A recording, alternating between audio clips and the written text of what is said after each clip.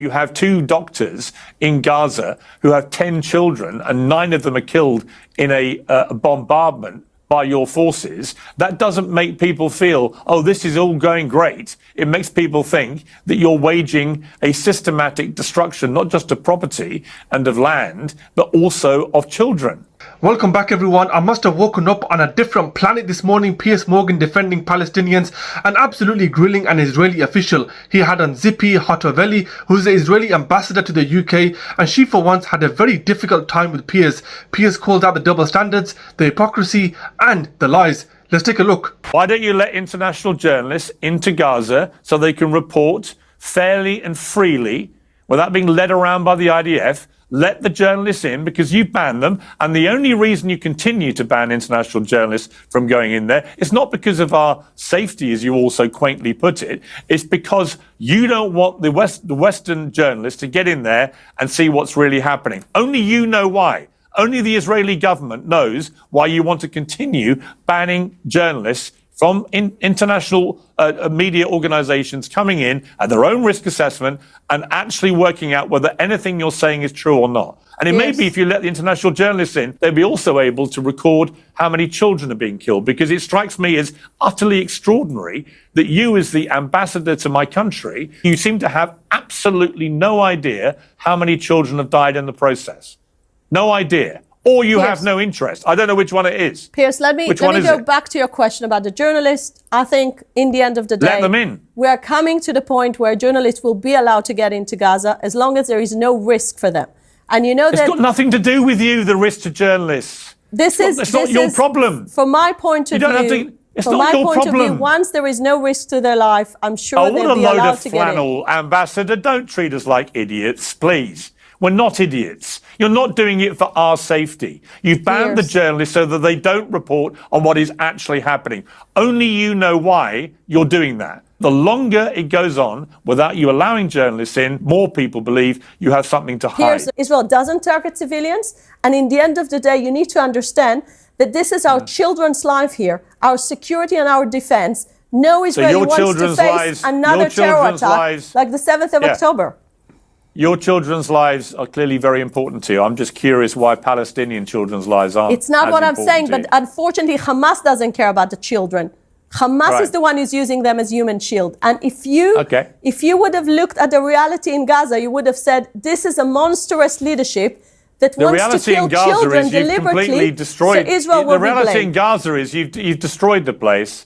You've killed tens of thousands of civilians in the process. This monstrosity of a person states Israel doesn't target children. Over 600,000 children are out of the education system because there is no education system left. She then has the audacity to say it's because they hide behind Hamas.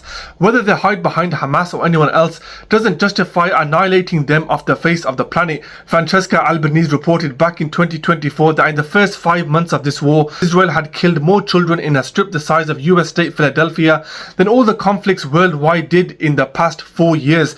More children than all the conflicts in all wars over the last 4 years. That's absolutely horrific, and this thing comes on live television to say this is our children's lives here.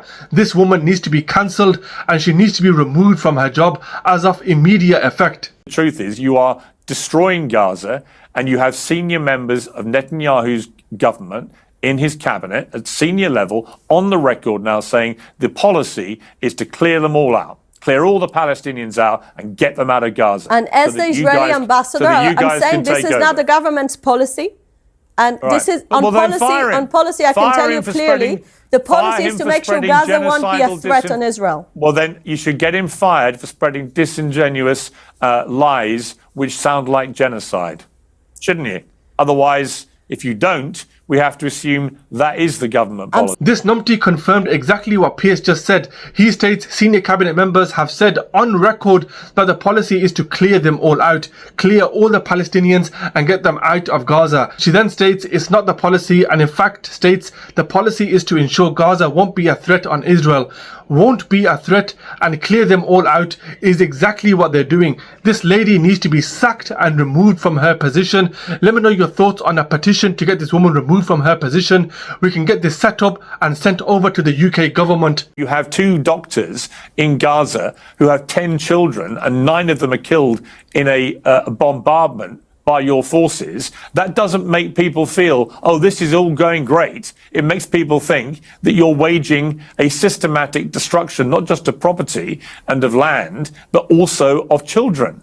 And that's what's happening. Piers. The percentage of children that you're killing compared to the percentage of you're killing of Hamas, what is it? Do you know? I don't have the numbers. But let me tell you one thing. We how many children have you killed? We never target civilians. So this question is irrelevant. How many children have you killed? Piers, Israel is not killing children. Israel is not killing children. Hamas is using them as human shields. Israel is killing children every single day. Piers, this is a blood label you're putting on Israel. You know it's not true.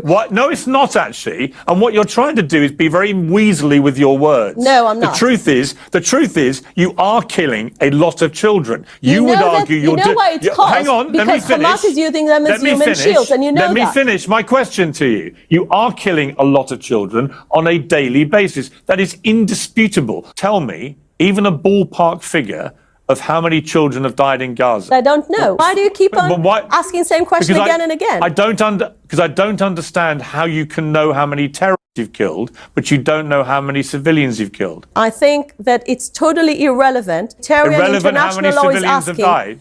The international humanitarian law is never about... Are you happy that people are going to watch you as an ambassador to your country say that it's irrelevant how many children have been killed? I've lost patience when you start starving kids. I lose patience when you as an ambassador... So this is a lie. This is a complete lie. You know we get aid into Gaza. It's not a lie. How do we starve people if we let aid in? When you launch a 3-month blockade of an already impoverished, hungry people who are bunkering down from nightly bombing raids, when you do that, you will starve people. You will starve them. It was never the intention. The intention was not to let Hamas get over and take over the aid.